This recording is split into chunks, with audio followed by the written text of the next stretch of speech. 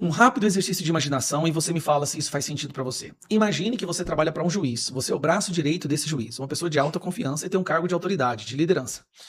E você começa a perceber que as decisões desse juiz e a forma que ele trabalha são criminosas. Não respeita a Constituição, não dá respeito ao devido processo legal, e você começa a perceber que esse juiz começa a escolher alvos específicos que ele não gosta por motivos pessoais e coloca essas pessoas na cadeia.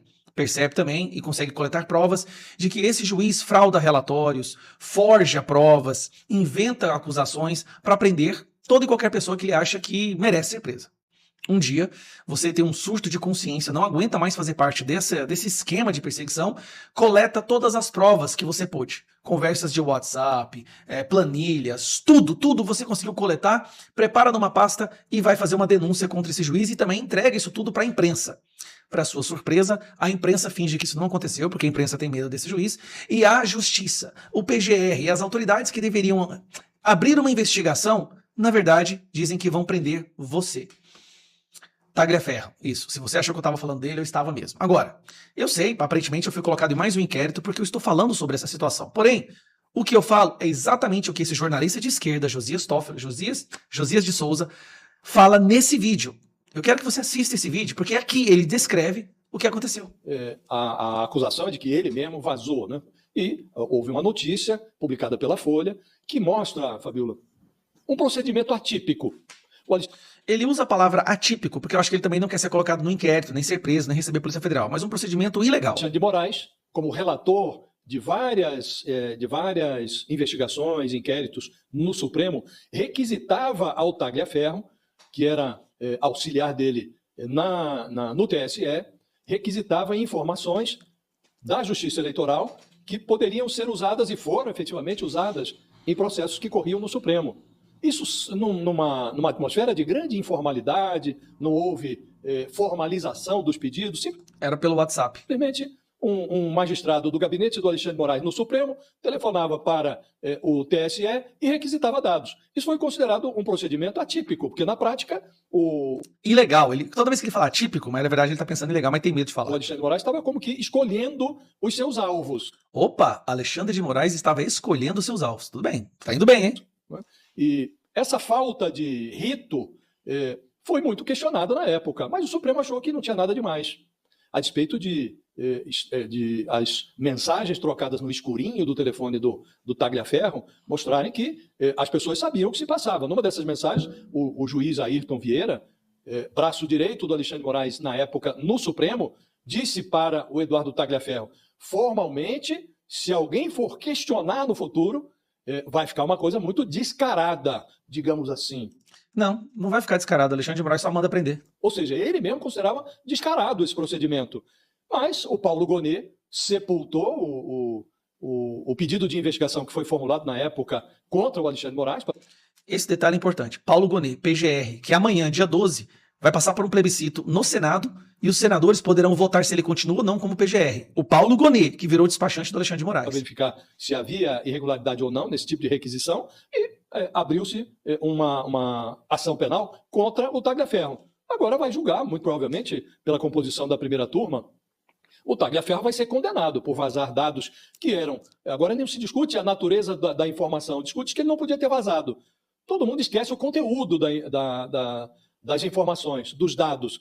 E o que está em discussão agora é o vazamento.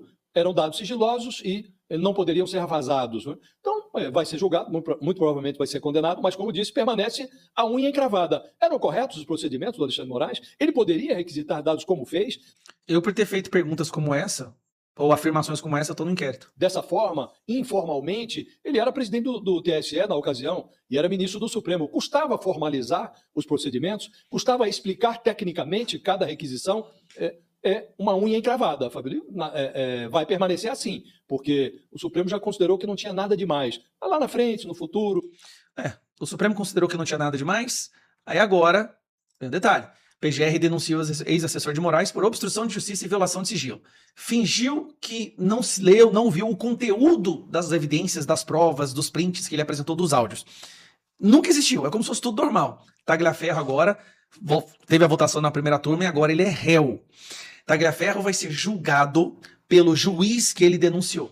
ele vai ser julgado pela autoridade do judiciário, na qual ele coletou as provas, onde ele mostra que essa pessoa não respeitou o devido processo legal, escolheu alvos, fez tudo de forma ilegal. Agora, esta pessoa vai julgar o Tagliaferro. Em nenhum, eu repito, país que se diga democrático, isso seria sequer cogitado. Nem sequer cogitado. Alguém que mencionasse uma possibilidade dessa em um país democrático, ela seria extirpada imediatamente da vida pública. Aqui é tratado como se fosse uma coisa normal. Ele denuncia uma autoridade, essa autoridade não gosta da denúncia, finge que as provas não existem e agora cria um processo para prender aquele que denunciou.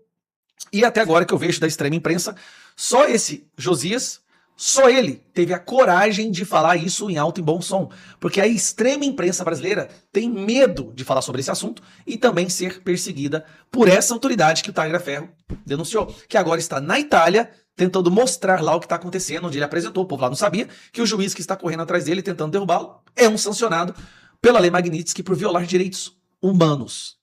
Direito de defesa, direito... Assim, todos os direitos que você possa imaginar que são os direitos básicos e fundamentais de qualquer país democrático. Agora, eu, por ter falado exatamente o que esse jornalista disse, fui colocado no inquérito. Eu e mais alguns outros nomes aí. A tal bruxa que o Tagliaferro mencionou, que é amiga da esposa do Alexandre de Moraes, que se fingia de direita para entrar nos grupos e mandar prints, aquela jornalista que dizia que era assessora do TSE, mas nunca foi, ela fez um pedido lá para que a gente seja colocado em uma outra investigação. Isso é o Brasil, gente. Aí o povo pergunta, tá bom, Gustavo, como é que faz para mudar isso? A única solução que o Brasil tem a voltar à normalidade é fazer a maioria no Senado. A única. O próximo presidente ele vai ser só mais um refém do STF. A única opção que nós temos, a única possibilidade, vislumbre de possibilidade, é fazer a maioria no Senado e, através da maioria do Senado, devolver o STF dentro da caixinha constitucional dele. Se preciso for, talvez, impeachment de um ministro do STF.